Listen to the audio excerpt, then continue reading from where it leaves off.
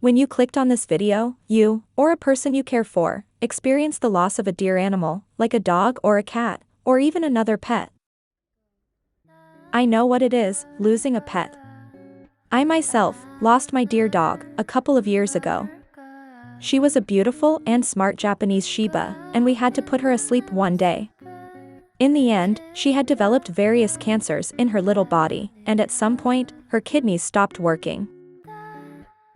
We also had rules in our home. One was, although she slept in our bedroom, she was not allowed to sleep with us in our bed, although she very much wanted to, and tried many times. On the other hand, in general, dogs like clear rules. But when you break a rule once, they believe they are entitled to break that rule always, whenever it suits them. So, better be stand fast when it comes to rules. But I digress. That last night with us, we broke our rule, and she was allowed to sleep with us, in our bed. Well, she sorts of slept on top of our bed, using her own pillow. But, you get the picture. That night, she was closer than ever. And we could see the gratitude in her eyes, for that gesture. In the morning we went to the vet, who put her asleep. What was left of her were our precious memories. Moments of joy that even today, we sometimes talk about, and still makes us happy. Of course, every pet story is slightly different, but in the end, there comes a time where everybody has to depart from their animal. And it is always a sad moment. There is no right or wrong way to handle this, it is always going to be your own way. Ours is just one story. Losing a beloved pet can be a profound and heart-wrenching experience that affects people of all ages. But, however it mostly is a sad experience, it can also make you grow and become stronger, or better in the long term. It even can be a transformative experience that makes you rethink the important things in life. It also teaches you and me how fragile and limited life is. And that we need to enjoy it, whilst we can. But in times of recent grief, we might not see it that way, and that is totally normal. Now, if I may give you one advice, keep memorizing the beautiful moments you had with your dog. The things that made you smile, or even the things they broke and made you upset at the time. Because, contemplating is also a gift of consciousness. At first it can make you sad, but in time, it will make you more grateful, which works healing.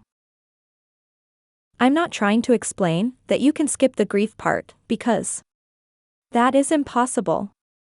Grief is such a deep and profound feeling of loss. And the dearer the subject, the stronger this feeling is.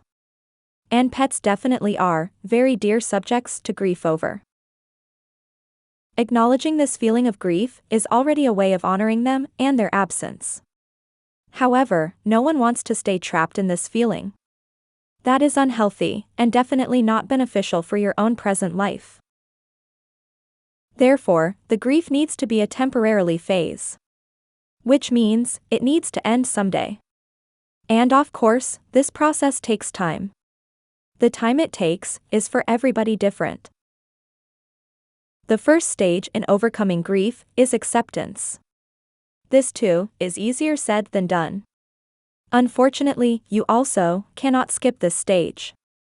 It will naturally come to you when the time is ready. Be with me that everybody goes through this process. And beware that grief sometimes can come with feelings of anger, guilt, frustration, and powerlessness. Then remember, it is all part of the process. Now, as that many dog parents can relate to the joy of having a dog or any animal for that matters, they can also relate to the pain and sadness it leaves when your dear animal passes away. And all pet parents know that this day will inevitably come, one day. What's left is the memories of that special bond between human and animal. A period of grief and coping with that loss starts then. And there is no fixed script or time frame for that period. Now, as an artist and a photographer, I used to make photographic artworks of dogs and cats in a certain style. These artworks sometimes were complex and time-consuming photo editings. To start, I photographed the animals in our photo studio. One of the photos that came out of that photo shoot, I used as a base for the new commissioned artwork. These artworks at some point became more and more popular. Whilst these works attracted attention, more clients with pets came to our studio to commission a work for themselves. But together with these requests came another request that for many years I was not willing to give in. This other request was if I was able to create a similar artwork of their deceased dog or cat, of which they had a photograph that they wanted me to use. Over time, this particular request came more and more. This made me aware of the wish and need of some people to have a sort of farewell art piece or symbol to be able to keep and cherish, or even to help them process their grief. And some people had this request for various other reasons. This could be to have a visual reminder of their dear bond and friendship with their pet, or to express their ongoing love or gratitude for their lost animal as a way of saying thank you for their loyalty and companionship. And last but not least, sometimes to help themselves or their children to better cope with the loss of their favorite pet family member. Of course, an artwork can never replace a lost animal, but it proved a soothing object, especially for children. And it most often was as effective for adults. Now, whatever the reason was that people wanted an artwork of their deceased pets, it made me think of a suitable way to create an art piece that met my personal aesthetic standards whilst using people's own photographs. And over time, technology offered new and creative opportunities to make this possible. Not in the least, because of the dramatic improvement of the quality of the photographic capabilities of modern smartphones. People very often have high-quality usable digital photos of their pets on their phones. This, combined with the requests I received in the past, made me develop a memorial series that I could duplicate and replicate for people who wanted a farewell artwork that I could create within my own aesthetic standards. Now, it makes us happy to be able to create, with the current modern tools, such a personal and emotional art piece for people who want this.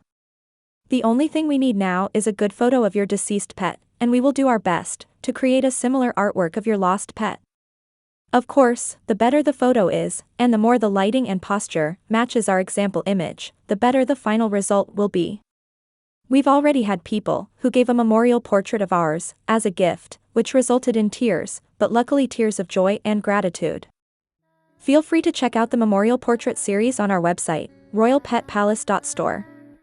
I hope this video was, or can, in some way, be useful for you, or a person you'd want to help.